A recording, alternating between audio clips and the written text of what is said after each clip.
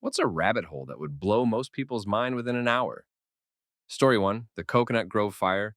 It was the deadliest nightclub fire in history and had a massive effect on modern medicine. Burn treatment, penicillin, and even the recognition of PTSD links back to a tragic nightclub fire in Boston. My grandfather was supposed to be there. There was a big Boston College versus Holy Cross football game, two local Catholic colleges. BC was supposed to win, and their fans all planned to go over to the club after the game to celebrate. Holy Cross managed an upset. Many of the BC fans went to the club anyway, with dates and friends and family, since they had planned an evening of it. Then the Holy Cross fans went too, excited by the victory. Some die-hard BC fans, like my grandfather, skipped the club party because they were too depressed about the game. Story 2. Recently, I watched a movie called Big Year with Steve Martin, Owen Wilson, and Jack Black. It's about these three guys competing to see the most species of birds in a single year. It's an alright movie, a perfect thing to watch on a plane, but nothing special. Watching this, you think these guys are three-of-a-kind enthusiasts and exaggerated for the movie. But Googling it, I fell down a bit of a rabbit hole of birders, what birdwatchers prefer to be called. Not only is Big Year a real thing, tons of people take it very seriously, and the numbers the characters in the movie rack up don't even come close to real numbers. There are rules about where you have to find a bird.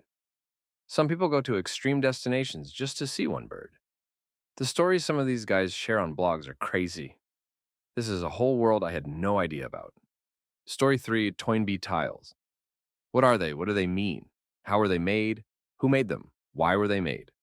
Every possible answer to these questions leaves you with more questions. Number stations are another super weird thing to read up on. There's a lot of ancient mysteries like Stonehenge and the pyramids that have people baffled, but I find modern mysteries to be much more interesting because even with actual evidence and modern investigative techniques, these strange phenomena still leave one asking questions and getting few, if any, answers. Story 4, really a rabbit hole that's right under our noses is the Planck length. To think that there's a measurable point in which the laws of everything fall apart to the point where it's impossible to measure the distance between one thing and the other is a very difficult concept to grasp. On the other side of it is the sheer size of our solar system, when you really think about how far light can go in a millisecond, second, minute, hour, day, year, and we still measure some distances in millions of light years. The scope of the universe is really insane. Story 5, PBS Spacetime. It's relatively high-level pop science physics. They explain math in an easy way that non-math people can actually understand, but more importantly, they give very good and visual explanations of how the universe works. If you're watching a video and don't understand something, don't worry. They will link you to another video or playlist from their channel explaining this one specific thing in detail. Sometimes I want to watch one video, and I end up having to go through a rabbit hole of 20 videos just to be able to return to the first video and understand it. It's super fun and entertaining, and time just flies by. Story 7, the kind of money you find in general circulation. For 1 year, I started collecting coins to see what was going through my till when I worked retail. I found every single copper nickel, Roosevelt dime, and Washington quarter. Every general circulation quality dollar coin. All pennies post-wheat penny, and most actual wheat pennies. Nearly every Jefferson nickel, and a handful of Buffalo nickels. 2 coins that were 90% silver. A stack of various Canadian coins that I would buy off customers at face value in US money. And, oddly enough, a few South Korean coins that snuck their way in the US. My prized possession from the hunt was a Canadian penny old enough to have King George V on it. Story 8, Turtle Mountain Landslide. In Canada, miners were trapped by an epic cave-in towards the entrance of the mine. Nobody tried to rescue them, so they dug themselves out. Turns out the reason there were no rescuers was because the cave-in was actually a huge slab of the mountain peeled off and flattened the entire town below. An actual scary rabbit hole would be reading up on the New Madrid fault line, which runs along the Mississippi River. The last time it had an earthquake, it utterly devastated the region. Forests sunk into the ground. Indian villages were wiped out. The river course changed and even reversed in spots. It happened in 1811, before much white settlement had occurred, so it was relatively unknown. The thing is, it hasn't done anything since, which means all that potential energy has been building. I've read that scientists figure it is holding about as much energy as it can, meaning when it gives way next time, It will be as big an earthquake as is possible for the local geology. Like, everything from Minneapolis to the Gulf is going to be toast. Story 9, the 1997 Jarrell, Texas tornado. Such a unique tornado, absolutely terrifying. The only known tornado that had a 0% survival chance if you were above ground and in its path, no matter how well you barricaded yourself. The very few survivors were below ground. Lots of not so fun little tidbits and records about this twister if you do some digging. It actually holds quite a few quirky records. Its rating is still debated, some swear it should have been the first ever EF6. Nightmare fuel, though, especially when you consider at one point it achieved the perfect dead man walking shape and movement. Its formation and movement in relation to its parent storm was unique too. Many old-timers swear it was a demon, because this is a tornado that should not have ever formed based on known weather models. I live in Tornado Alley, and this tornado scares me more than the Moore and El Reno ones do. It really will send chills down your spine and give you goosebumps. Go watch some of the documentaries on it on YouTube. Go research the debris field and path of it. Go research the victims. It really is the stuff of nightmares. Story 10, the consciousness rabbit hole. I'm still getting surprised daily. Basically, the fourth dimension is the dimension of concepts, and all the concepts hold a consciousness in order to interact with this reality and manifest through us. The way they manifest through us is that the brain is a radio that tunes into the consciousness frequency. So a concept sends its consciousness to an individual and implants thoughts. It's up to the individual at this point, but the individual then grants power to the thoughts by thinking the thoughts. Eventually, the individual grants so much power to the thoughts that it grants the concept form in this reality either through word of mouth, books, movies, or shows, video games, or even inventions. But then there will be concepts that don't need a physical form. All these concepts care about is having the humans push them like agendas. That's where politics and religion come into play. The rabbit hole goes deeper, and you can even get to a stage where you find out each consciousness has a 3D reality within themselves, and based on what you believe decides what consciousness you go to when you die. Story 11. My two current rabbit holes are cave diving or diving incidents and plane crashes. I'm terrified of drowning and of flying, so I guess my brain just latched onto those topics with morbid fascination. I actually love airplanes now, though, because I learned how rare accidents really are and how much goes into making changes after they happen, so flying is extremely safe. Still don't think I'll ever go cave diving, but I respect it as a sport now, since most incidents are people who aren't certified and shouldn't have gone into a cave in the first place, and almost all of the fatalities can be tied back to them not following the 5 golden rules of cave diving. Story 12. Those interrogation videos, real ones with analysis from clinical psychologists, detectives, and lawyers, are super interesting. Also, The Legend of Jeff, absolutely great piece on how to handle detectives. They were convinced this heroin addict committed robbery and really wanted him to slip up so they could charge him. He called the cops pricks, got a snack from them, good cop role, and told them to put him back in the cell. He absolutely showed how to comply with detectives and gave them nothing frustrating the hell out of them. Hope you're doing better, Jeff. He is the man. Story 13. As an American growing up in the 80s, I was obsessed with British music of the time, and the UK in general, really. I recently found a bunch of Top of the Pops episodes that I spent at least 20 hours watching. Teenage me was in heaven watching some of my all-time favorite acts doing miming performances I'd never seen before. I also heard some songs by acts I'd totally forgotten about. Jimmy the Hoover was one. It's all I watched for a couple. This was where I was introduced to a lot of British musical acts too. What's with all the singing puppets? But still found them interesting. I've noticed new episodes continue to be uploaded, so I'll revisit TOTP soon. And yes, I know Jimmy Savile was a nasty, horrible monster. Story 14, back in high school, 1997 to 2001. I was very unhappy with my Catholic faith and was exploring other philosophies and faiths. In my internet searches, I came across Scientology. Knowing nothing, I began digging into it and almost immediately discovered Operation Clambake and other sources that shared the dark side of the cult and exactly what they get up to. Since then, it's been a topic I'm really fascinated by.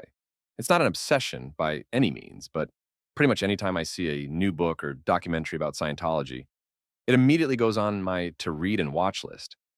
Another rabbit hole, which I don't think many people are aware of at all, is the Royal Order of Jesters. They're a very secretive club within the Shriners. Since the Shriners are a club within Freemasonry, the Jesters are a secret club within a secret club within a secret club. They are invitation only, and asking for an invitation, or really referencing them at all, is a sure way to be blackballed. Their public face, as much as there is one, is that they are a social and entertainment group for wealthy men, and nothing more. And that would be easy to accept if they hadn't had some legal problems revolving around human trafficking and underage prostitutes. A federal court in New York several years ago convicted several members, including a New York State Supreme Court justice, of human trafficking for transporting prostitutes across state and international lines. The FEC also investigated a Florida congressman about his ties to the organization and his use of campaign funds in club activities. According to the scant information available, the organization's brand of fun includes strippers and prostitutes, as well as drugs. So it's basically a kind of eyes wide shut thing. Anyway, it's not very well known, and with the whole Epstein story as well as other similar stories being so public, I'm surprised that the Jesters have managed to remain under the radar. Story 15, average dude who had a degree, girlfriend, if I remember correctly, career, etc.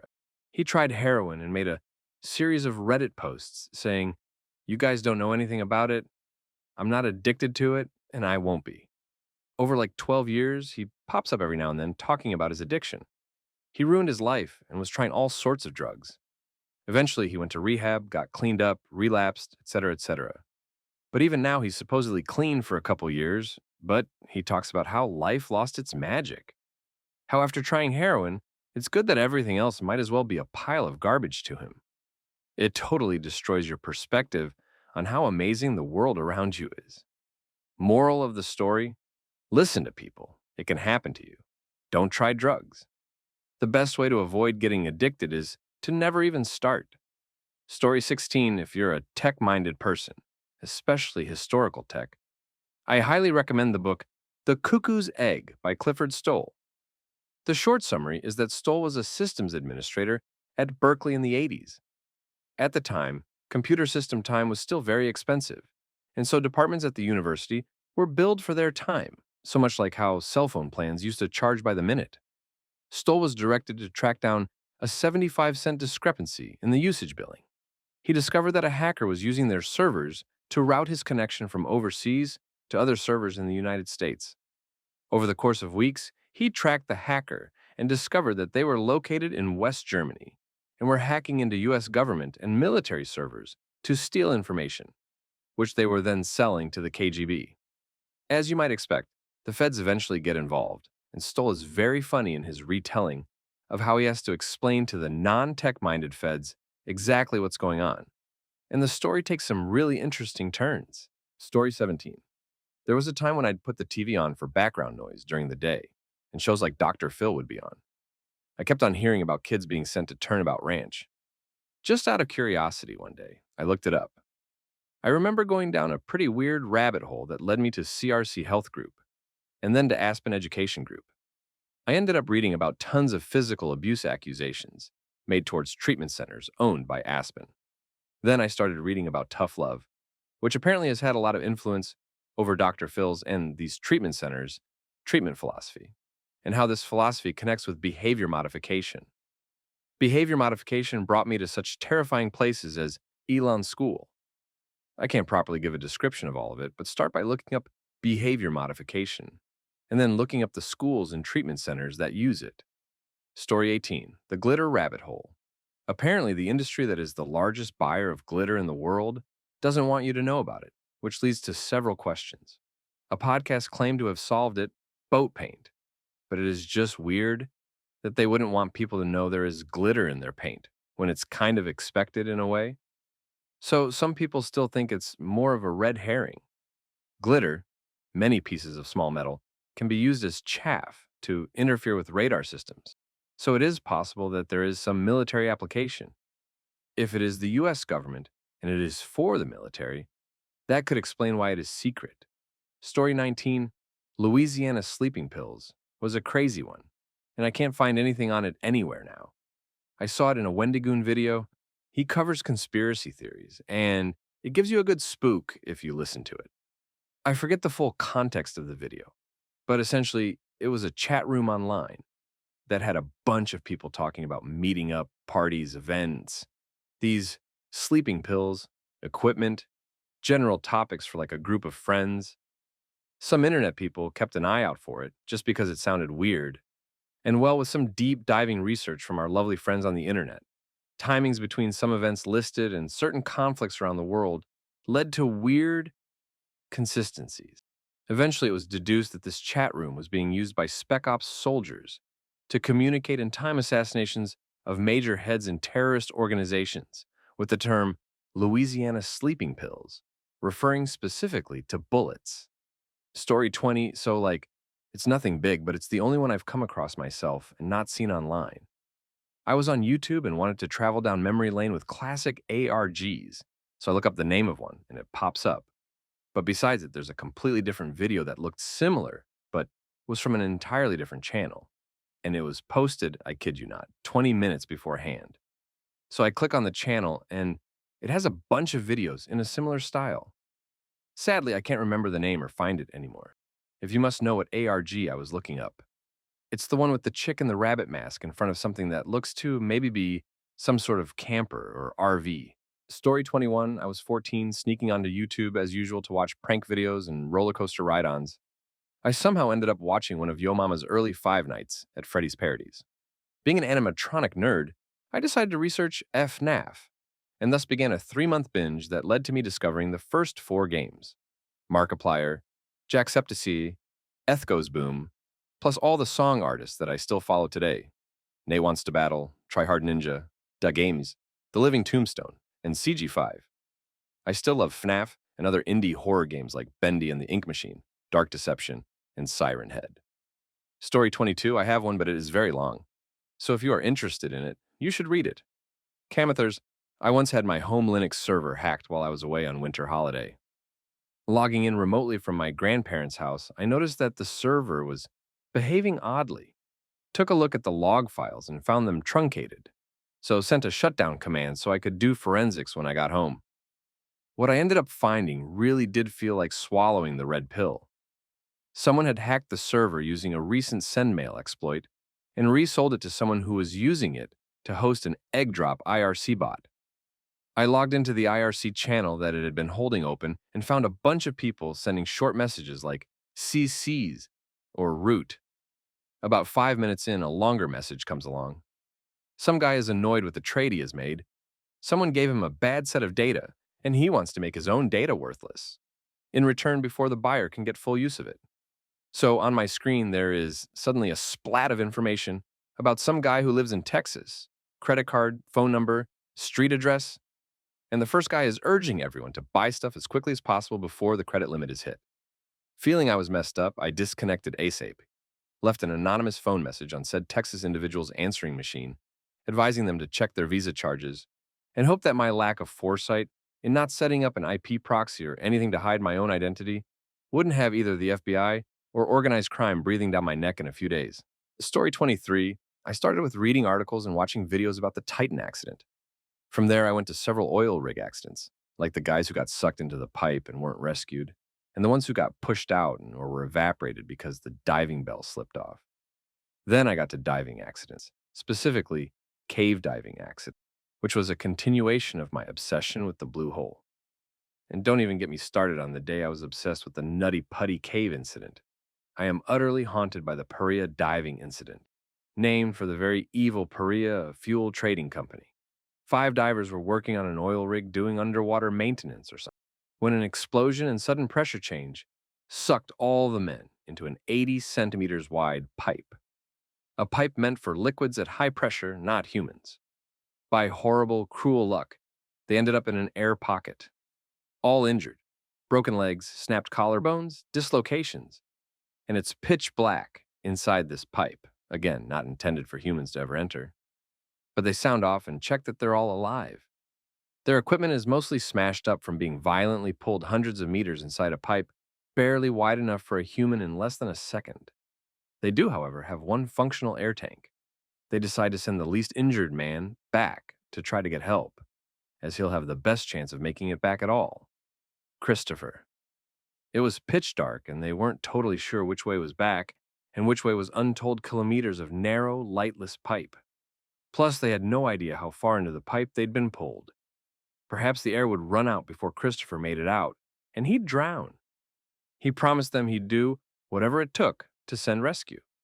Almost 2 hours later, other workers, including Christopher's supervisor, heard his knocking from the site of the pipe's now closed intake valve. They were stunned. They'd assumed no one could have possibly survived. Story 24. My wife has been on a health kick since 2022. She sent me a video of this chiropractor talking about all the toxic things in households. And one was, you should never touch your receipts, ever. Naturally, my reaction was like, well, that's just silly. I kept scrolling, and apparently there is this subgenre of people that walk around grocery stores talking how everything is poison.